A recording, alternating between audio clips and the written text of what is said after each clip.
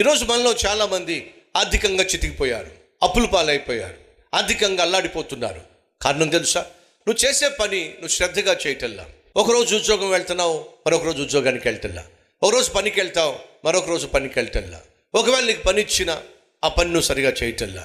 ఫలితంగా నీ ఇంటికి నువ్వు పట్టుకెళ్లాల్సినటువంటి జీతాన్ని నువ్వు పట్టుకెళ్ళలేకపోతున్నావు. సోమరుడు ఇచ్చిన పనిని కాస్త తగలేస్తాడు, దరిద్రుడు అవుతాడు.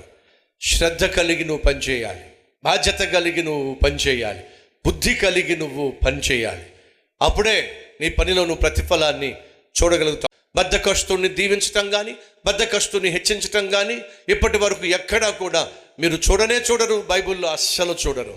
దేవుడు నిన్ను దీవించాలి, నిన్ను హెచ్చించాలి అని నువ్వు ఆశపడుతున్నట్లయితే సహోదరి సహోదరుడా, నువ్వు నీ చేతికి ఇవ్వబడిన పని శక్తివంచన లేకుండా చేయి. ఉద్యోగం శ్రద్ధగా చేసినట్లయితే ఖచ్చితంగా దేవుడే నిన్ను హెచ్చిస్తాడు.